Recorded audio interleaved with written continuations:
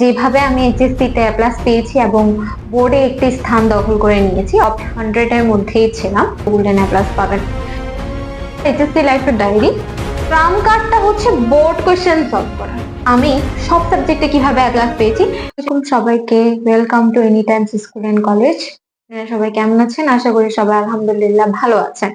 তো আজকে একটি ভীষণ গুরুত্বপূর্ণ একটা ভিডিও নিয়ে এসেছি। প্রথমত আমি এখানে একটা হেডিং দিয়েছি। হেডিংটা হচ্ছে যেভাবে আমি এইচএসসিতে এ প্লাস পেয়েছি এবং বোর্ডে একটি স্থান দখল করে নিয়েছি, অর্থাৎ আমি টপ 100 এর মধ্যেই ছিলাম। তো জিনিসটা আমি এইচএসসি লাইফে যেহেতু ফলো করেছি, ইনশাল্লাহ আমি যেহেতু এই রুটিনটা ফলো করে বা এরকম স্ট্র্যাটেজি ফলো করে যেহেতু গোল্ডেন এ প্লাসটা পেয়েছি, আপনারাও যদি আমার রুটিন বা এরকম একটা স্ট্র্যাটেজি ফলো করতে পারেন তাহলে অবশ্যই ইনশাল্লাহ আপনারা কিন্তু গোল্ডেন এ প্লাসটি পেয়ে যাবেন। তো কিছু স্ট্র্যাটেজি আছে যেগুলো আসলে সবাই শেয়ার করে না। আমার মনে হলো যে এগুলো আপনাদের সাথে শেয়ার করা উচিত, তাহলে আপনাদের পথ চলাটা আরো বেশি ইজি হয়ে যায়। তো আশা করি আপনারা যদি এটা ফলো করেন ইনশাল্লাহ ইনশাল্লাহ অবশ্যই অবশ্যই আপনারাও গোল্ডেন এ প্লাস পাবেন। তো চলেন আমরা প্রথমে শুরু করি। ফার্স্ট পয়েন্ট যেটা সেটা হচ্ছে কনসিস্টেন্সি। আসলে কনসিস্টেন্সিটা মানে কি? কনসিস্টেন্সি মানে হচ্ছে লেগে থাকা, ঠিক আছে? আপনি যদি ধরেন আজকে আপনি 5 ঘন্টা পড়লেন, কালকে আপনি পড়লেনই না, এরপরের দিন আপনি 10 ঘন্টা পড়লেন, এরপরের দিন আপনি জাস্ট 2 ঘন্টা পড়লেন। তো কার্ভ যেটা সেটা কি হচ্ছে, ফার্স্টে এরকম হচ্ছে, দেন আবার নিচে আসতেছে, দেন এইভাবে হচ্ছে। তো এই কার্ভটা ঠিক থাকতেছে না, ঠিক আছে? কার্ভটা আসলে কিভাবে হওয়া উচিত আমি একটু দেখাই। কার্ভটা হওয়া উচিত, আপনি আজকে 5 ঘন্টা পড়লেন, আবার আপনার মোটিভেশন ঠিক থাকলো, এরপরে আপনি 6 ঘন্টা পড়লেন, আবার মোটিভেশন ঠিক থাকলো, এরপর আপনি 7 ঘন্টা পড়লেন। মানে কার্ভটা হচ্ছে উপরের দিকে যাবে, ঠিক আছে? হ্যাঁ, আপ ডাউন হতেই পারে, তবে এটা এতটা যাতে ডাউন না হয়ে যায়, এতটা যাতে ডাউনফল না আসে, ঠিক আছে? আজকে 5 ঘন্টা পড়লেন, চেষ্টা করবেন কালকে 5 ঘন্টা 10 মিনিট পড়ার জন্য, এভাবে করে একটু একটু একটু করে টাইমটা বাড়ানোর জন্য। আর কনসিস্টেন্সি মানে এটাই। পরে দেখেন কনসিস্টেন্সির মধ্যে আমি দুইটা পয়েন্ট লিখেছি। একটা হচ্ছে কলেজের পড়া ডেইলি শেষ করা, অর্থাৎ কলেজে পড়া ডেইলি শেষ করা। দ্যাট মিনস যারা যারা কলেজে বাধ্যতামূলক যেতে হয় আমি তাদেরকে প্রিফার করব কলেজে যে পড়াগুলো দিচ্ছে সেগুলো ডেইলি শেষ করা ট্রাই করো, ঠিক আছে? নাইলে তোমার পড়া যখন জমে যাবে তখন তুমি কি হয়ে যাবে, খুবই হতাশ হয়ে যাবে, ডিপ্রেশনে চলে যাবে যে হায় হায় আমার তো এখনো পড়া শেষ হয় না, অনেক পড়া বাকি। তো আমি একটাই রিকোয়েস্ট করব, যখন আসলে আমি এইচএসসি তে ছিলাম আমি চেষ্টা করতাম কলেজে যে পড়াগুলো দিচ্ছে সেগুলো কিন্তু ভালোভাবে শেষ করা, যার ফলে আমার প্রিপারেশনও হয়ে যেত, খুব সহজে আমি পড়া পারতাম এবং আমার একটা পজিটিভ একটা মোটিভেশন থাকতো, যার ফলে আমার যে একাডেমিক লাইফের রেজাল্টটাও সেটাও অনেক ভালো ছিল। তো এরপরে সেকেন্ড পয়েন্ট দেখো, এক্সট্রা কিছু পড়ে রাখা পরের দিনের জন্য। ওকে, কলেজে আমার ধরো আজকে পার্ট 1 থেকে পড়া দিছে, আমি এরপর পার্ট 2 এর টপিকটাও আমি কিন্তু পড়ে যাব, কারণ আমি জানি যে এর পরের দিন ক্লাসে এই পার্ট 2 সম্পর্কে আলোচনা করা হবে। তো আমি যদি এটা নিয়ে একটু ধারণা নিয়ে যাই বা পড়ে যাই, নেক্সট ক্লাস আমার বুঝতে কিন্তু সমস্যা হবে না। অথবা তোমরা একটা ফ্রিতে ইউটিউব ক্লাস দেখে নিতে পারো, এমনি ছেড়ে দিতে পারো, জাস্ট মোটামুটি একটা আইডিয়া নিয়ে যাওয়া। তাইলে তোমাকে যখন পরের দিন স্যার সেটা পড়াবে তোমার মাথায় ঢুকবে তো ঢুকবে, সেটা গেঁথেও যাবে। তো এই স্ট্র্যাটেজিটা তোমরা ফলো করে দেখতে পারো। তাহলে কনসিস্টেন্সি গেল, এবার আসো রুটিনের ক্ষেত্রে। আমাদের এইচএসসি লাইফে সব থেকে যদি গোল্ডেন এ প্লাস বা এ প্লাস যেটা বলো না কেন, কিংবা বোর্ডে একটা স্থান দখল করে নেওয়া, সব থেকে যে জিনিসটা ইম্প্যাক্ট ফেলে সেটা হচ্ছে রুটিন, একটা ডিসিপ্লিন রুটিন। কারণ ডিসিপ্লিন রুটিনে কিন্তু সবাই চলতে পারে না, ঠিক আছে? তোমার থেকে তোমার রুটিন করে নিতে হবে। তোমার রুটিন অন্য কেউ করে দিবে তার কিন্তু হবে না, ঠিক আছে? কারণ সবার লাইফ ভিন্ন, সবার লাইফ নিজেদের টাইম অনুযায়ী চলে, কেউ সকালে পড়তে ভালোবাসে, কেউ রাতে পড়তে পারে। তো জিনিসটা আসলে ভিন্ন, তবে একটা আইডিয়াল রুটিনের আইডিয়া দেওয়া যায়, অর্থাৎ একটা আইডিয়াল রুটিন কেমন হওয়া উচিত সেটা চাইলে তোমরা কি করতে পারো, আইডিয়া নিতে পারো। দেখো আমি দুইটা পয়েন্ট লিখেছি। একটা হচ্ছে কলেজের সাথে সামঞ্জস্য রেখে নিজের জন্য রুটিন বানানো। এটা আমি তো ডেইলি ক্লাস করতে হইতো আমাদের কলেজে। তো কলেজে যেহেতু ডেইলি ক্লাস করতে হতো তাহলে আমার থেকে সেভাবেই তাল মিলিয়ে চলতে হতো। আমি কি করতাম, কলেজের সাথে আমার সামঞ্জস্য রেখে রুটিনটা বানাতাম। এখানে কিন্তু খুবই ইন্টারেস্টিং একটা রুটিন আছে। এই রুটিনটা কিন্তু খুব নর্মাল না, এটা কিন্তু খুব সুন্দর এবং খুব স্ট্র্যাটেজিক রুটিন। এটা চাইলে তোমরা যদি আমাকে কমেন্টটা বলো, আমি নেক্সট ভিডিওতে কিন্তু রুটিন নিয়ে কথা বলবো। তোমাদের জন্য এমন একটা রুটিন বানিয়ে দিব যেটা হবে সব থেকে আইডিয়াল রুটিন, এবং তোমরা সেই রুটিন ফলো করলে ইনশাআল্লাহ তোমরা এ প্লাস পাতে বাধ্য হবে। আরেকটা সেকেন্ড পয়েন্ট লিখছি, বন্ধ থাকলে অন্যরকম রুটিন ফলো করা। অবশ্যই বন্ধ থাকলে তখন তুমি ফ্রাইডে স্যাটারডেতে তুমি অন্য একটা রুটিন ফলো করবা, এটাও আমি বানিয়ে দিব যদি তোমরা আমাকে কমেন্টে জানাও। দেখবা তোমরা যদি এই রুটিন দুইটা যে কোনো একটা ফলো করো, অনেকে বাসায় বসে পড়ালেখা করে, অনেকের কলেজে যাওয়া লাগে না, ঠিক আছে। আমি যদি বলি আমার কথা, আমি টেস্ট পরীক্ষার 2 মাস আগে কিন্তু আমি কলেজে অফ করে দিয়েছিলাম। আমার কলেজে যাওয়া যখন বন্ধ করে দিয়ে আমি 2 মাস নিজে নিজে পড়ছি, তখন কিন্তু আমার রুটিন খুব ভিন্ন রকমের রুটিন ছিল, ঠিক আছে। ওই রুটিনটা বাদ চলে গেছিল কারণ আমি তখন কলেজে যাইতাম না। তো তোমরা যদি চাও আমি দুইটা নিয়ে আলোচনা করতে পারি নেক্সট কোন একটা ভিডিওতে, তোমরা অবশ্যই আমাকে কমেন্টে জানাবে।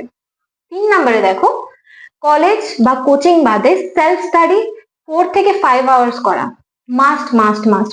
অনেকে মনে করে আমি কলেজে যাচ্ছি, হয়েছে আমার পড়া অতটুকুতে শেষ, আমি কোচিং করতেছি হয়তো আমার পড়া শেষ না।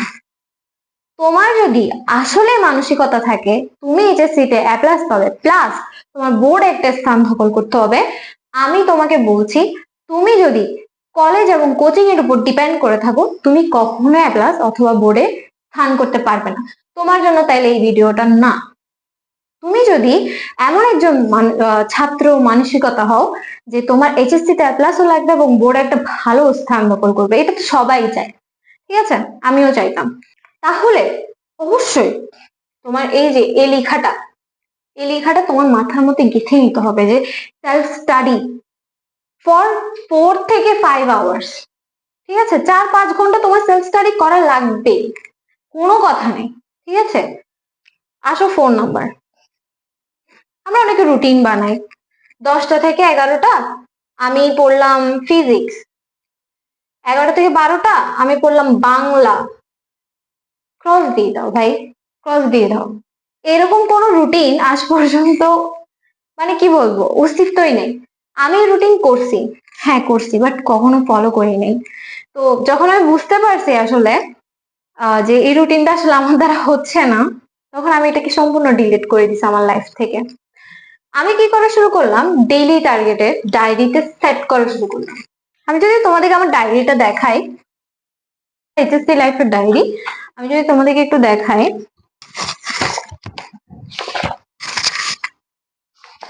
ডায়েরিটা আসলে কিরকম হওয়া উচিত।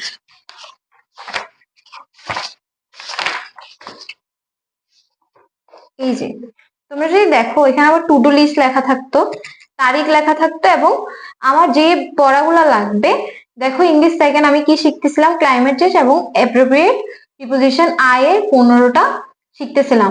অ্যাকাউন্টিং সেকেন্ড পেপারে MCQ chapter 6, economics second paper Comilla board 23-এর 1 নং গ ঘ। এই যে আমি টার্গেট ফিল আপ করছি এবং আমি এগুলো মাঝের মধ্যে করতে পারতাম আর মাঝের মধ্যে করতে পারতাম না। তোমরা যদি দেখো, দেখো এখানে দেখো 1 2 3 4 5, আরেকটা করতে পারি না আরেকদিন, কিন্তু এই দিন আমি সবগুলো করতে পারছি। তো এইভাবে করে তোমার কি করতে হবে, ডেইলি টার্গেট ডায়েরিতে সেট করতে হবে। তুমি যদি এইচএসসি অথবা এসএসসি স্টুডেন্ট হও, তোমার মাস্ট একটা ডায়েরি ক্যারি করা দরকার। ছোট ডায়েরি বাজারে পাওয়া যাবে, কিনে নিবা। ছোট ডায়েরি 100 টাকার মধ্যেও পাওয়া যায়, 50 টাকার মধ্যেও পাওয়া যায়, বাট এটা তোমার লাইফে এতটা কাজে দিবে তুমি বিশ্বাসই করতে পারবে না। আমি ফার্স্ট আমার ডায়েরি ছিল না, পরে আমি ডায়েরি কিনি এবং ডায়েরিতে যেদিন থেকে আমি ডেইলি টার্গেট করে সেট করছি, ওই দিন থেকে আমার পুরো পড়ালেখার ডিসিপ্লিনই চেঞ্জ হয়ে গেছে। তোমাদের ইনশাআল্লাহ চেঞ্জ হয়ে যাবে। 5 নাম্বার দেখো, বেসিক বুঝে নেওয়া। এখন আমরা আসি পড়ালেখাটা আসলে কিভাবে স্টার্ট করব। বেসিক বুঝে নেওয়া প্রি ক্লাস করে।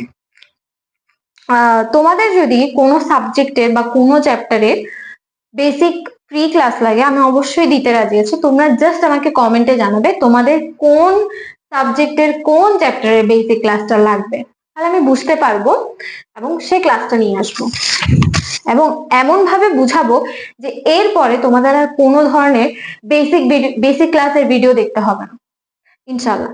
তোমরা বেসিক বুঝে নিবা, ফ্রি ক্লাস করে ইউটিউবে হাজার হাজার ভিডিও দেওয়া আছে, সেখান থেকে করে নিবা, অথবা কলেজেও অনেকে বুঝিয়ে দেয়।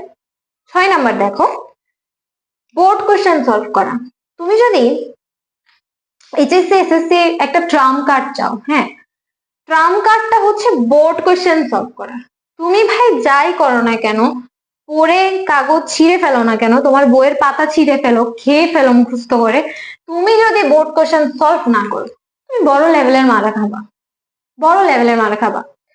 আদারওয়াইজ তুমি যদি বই না পড়ো, ধরো তুমি বই পড়ো নাই, শুধু বোর্ড কোশ্চেন সলভ করে গেছো, তবুও তুমি এটা এটা অবশ্যই এনশিওর করো, এটা অবশ্যই শিওর থাকো এইচএসসি তে প্লাস ও পাপা বোর্ড কোশ্চেন বোর্ডও একটা স্থান দখল করতে পারবা। এটার গুরুত্ব আমি অনেকগুলো স্টার্ট দিয়ে আসলে বুঝাচ্ছি।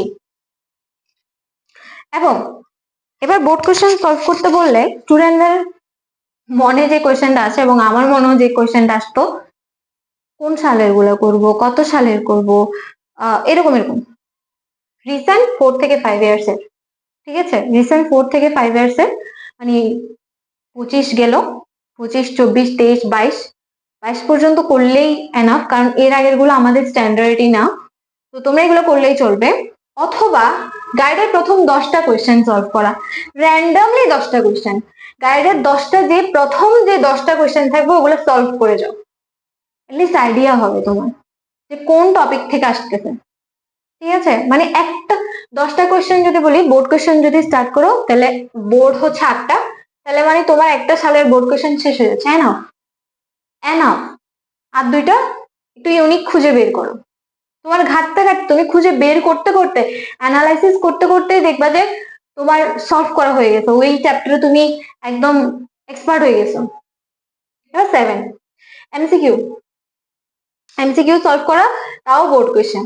তবে এখানে একটা কথা আছে, যদি থিওরিটিক্যাল হয় তাহলে গাইডে তুমি বোর্ড কোয়েশ্চেন তো সলভ করবা, গাইডে থাকা যে এক নজরে গুরুত্বপূর্ণ তথ্য আছে সেগুলো পড়ে নিবা। সেকেন্ড, সেটা যদি ম্যাথ হয় তাহলে বোর্ডের ম্যাথ গুলা এমসিকিউ গুলা কি করবে, সলভ করবা, বুঝে সলভ করবা, নিয়ম মেনে সলভ করবা। 8 নাম্বার, বিষয়ভিত্তিক স্ট্র্যাটেজি ফলো করা। বাংলার জন্য কিছু স্ট্র্যাটেজি আছে, ইংলিশের জন্য কিছু স্ট্র্যাটেজি আছে, আইসিটির জন্য কিছু স্ট্র্যাটেজি আছে, গ্রুপ সাবজেক্টের জন্য কিছু স্ট্র্যাটেজি আছে, ফোর্থ সাবজেক্টের জন্য কিছু স্ট্র্যাটেজি আছে। তো তোমার যদি এই 8 নাম্বার পয়েন্টটা লাগে, আমি অবশ্যই তোমাদের জন্য সাবজেক্ট ওয়াইজ কিভাবে স্ট্র্যাটেজি ফলো করে আমি সব সাবজেক্টে কিভাবে এ ক্লাস পেয়েছি সেটা আমি ইনশাল্লাহ দিয়ে দিব, তোমরা জাস্ট আমাকে কমেন্টে জানাবে। পরে আরেকটা যদি আমি লিখি এক্সট্রা পয়েন্ট, এটাকে আমি এমন একটা স্টার পয়েন্ট দিয়ে লিখি, সেটা হচ্ছে ডেইলি এক্সাম দেওয়া। ডেইলি এক্সাম দেওয়া, কারণ এক্সাম দিলে কি হয়, আমাদের এক্সামের ভয়ভীতিটা কাটে এবং আমরা পড়াটা পড়ি। এক্সামের জন্য আমরা যখন পড়াশোনা করি তখন আমার ব্রেনটা অ্যালার্ট থাকে, তাই চেষ্টা করবা দিনে একটা কি করা, মানে সপ্তাহে 7 দিনে 7টা সাবজেক্টে একটা একটা করে মডেল টেস্ট দেওয়া, ঠিক আছে। হয়তো ধরো শনিবার দিন তুমি বাংলা ফার্স্টের দিলা, রবিবার দিন বাংলা সেকেন্ডের দিবা, এরপর সোমবার দিন ইংলিশ ফার্স্টের দিবা, একটা একটা করে প্রত্যেকদিন একটা করে সাবজেক্ট, তাহলে তোমার দেখবা তোমাদের যে সামনে আর কয় মাস আছে, 3 মাস আছে, 3 থেকে 4 মাস আছে আই থিঙ্ক, তো দেখবা তোমাদের অনেকগুলো মডেল টেস্ট সলভ করা হয়ে গেছে। এছাড়া কলেজে পরীক্ষা নিলে তো ভালো, এছাড়া তোমরা দেখতে পারো অ্যাপ আছে কিছু, অথবা তোমরা যদি বলো যে আমাকে ডেইলি এক্সামের জন্য কিছু কোশ্চেন দেওয়ার জন্য, যে কোশ্চেন গুলা তোমরা সলভ করলে বোর্ডেও তোমরা কমন পেতে পারো, আমি সেটাও দিয়ে দিব আমার ইউটিউব চ্যানেলে, তোমরা শুধু আমাকে কমেন্টে জানাও। তো আশা করি আজকের ভিডিওটা অনেক অনেক হেল্পফুল হবে, কারণ আমি এই স্ট্র্যাটেজি ফলো করে এইচএসসি তে গোল্ডেন এ প্লাস পেয়েছি এবং সব সাবজেক্টে আলহামদুলিল্লাহ এ প্লাস পেয়েছিলাম এবং আমার নাম্বার অনেক ভালো ছিল, প্লাস আমি বোর্ডে একটা স্থান দখল করেছি। তো আজকের জন্য এতটুকুই, পরবর্তীতে কোন ভিডিও লাগবে আমাকে অবশ্যই জানাবে। ততদিন পর্যন্ত সুস্থ থাকো, ভালো থেকো, আল্লাহ হাফেজ, আসসালামু আলাইকুম সবাই।